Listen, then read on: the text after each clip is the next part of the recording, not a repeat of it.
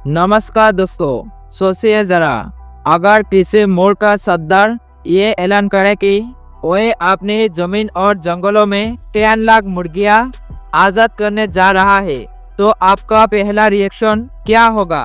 शायद आप हंस पड़े, शायद इसे पागलपन कहे, या शायद सिर पकड़कर सोचने लगे कि आखिर सरदार को हो क्या गया है।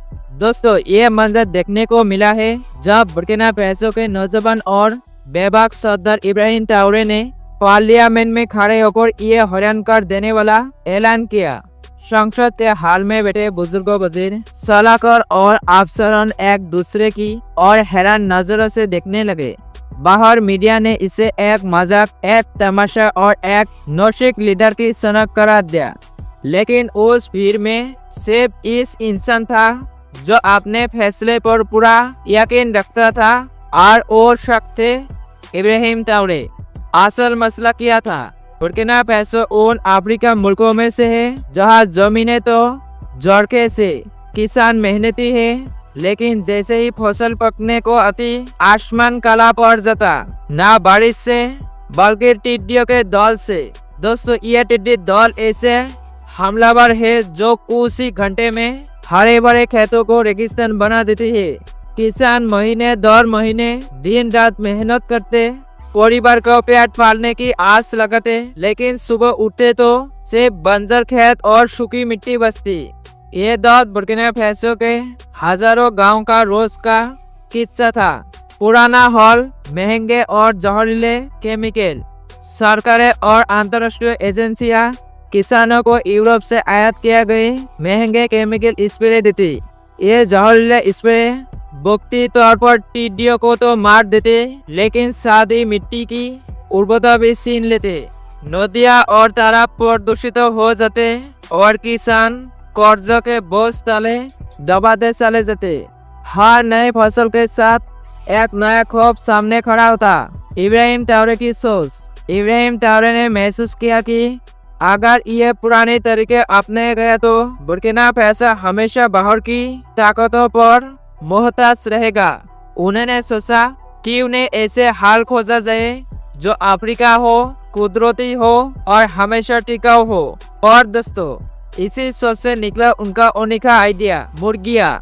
जी हाँ, वही आम मुर्गियाँ जिन्हें लोग सिर्फ अंडे और मांस के लिए पालते हैं। ट्राओरे ने इन्हें एक कुदरती फौज का दर्जा दे दिया, मुर्गियाँ का फौज। आपको जानकर हैरान होगा कि एक आम मुर्गी रोजाना सैकड़ों कीड़े मकोड़े खा जाती है, चाहे टिड्डी हो, सुंडी हो, केचुआ या कोई और कीड़ा। मुर्गी के लिए ये सब लजीज खाना है। आप सोचिए, अगर एक मुर्गी सेकंड को कीड़े खा सकती है तो 10 लाख मुर्गियां का क्या कर सकती है? इब्राहिम ट्राओरे ने कहा, ये सिर्फ परिंदा नहीं है, ये हमारे खेतों के सिपाही है, ये हमारे जमीन की जिंदगी है। दोहरा हथियार। ट्राओरे के ये मंसूबा सिर्फ टिड्डियों के खिलाफ जंग नहीं था, ये एक दोहरा हथियार था। एक तरफ ये मुर्गियां खेतों को कीड़ों से बचाती, दूसरी तरफ ये मुर्गी अंडे और मांस देती, जिससे गांव-गांव में सस्ती प्रोटीन और नया रोजगार पैदा होता। देहात और औरतें अंडे बेचकर घर का खर्च चलाने लगे। बच्चे के नाश्ते में रोज अंडे शामिल होने लगे। किसानों को कर्जा और जहरीले स्प्रे से छुटकारा मिला। सिर्फ कुछ महीनों में ही गाँव का माहौल बदलने लगा। दुनिया की प्रतिक्रिया। जैसे ही ये खबर फैली, दुनिया भर के अखबारों और टीवी चैनल ने इस पर हंसी उड़ाई। पश्चिमी मीडिया ने तंज किया, अफ्रीका पागल हो गया, टिड्डियों से लड़ाई के लिए मुर्गियां बेच रहा है। कोई पश्चिमी देशों ने कहा कि ये सरदार की पॉपुलिस्ट की चाल है। पोस्ट ने लिखा कि गरीब मुल्क अरबों रुपये मुर्गियां पर बर्बाद कर रहा है, जबकि उन्हें यूरोप से और ज्यादा केमिकल्स खरीदना चाहिए। लेकिन ट्राओरे ने बेहद सादा मगर गहरा जवाब दिया, असल महंगाई भूख है, असल बर्बादी वो है जब हमारे बच्चे रात को भूखे बैठे सो जाए। मुर्गियां हमें शर्मिंदगी नहीं दिलाएंगे, ये हमें आजादी देगी। असल सबब।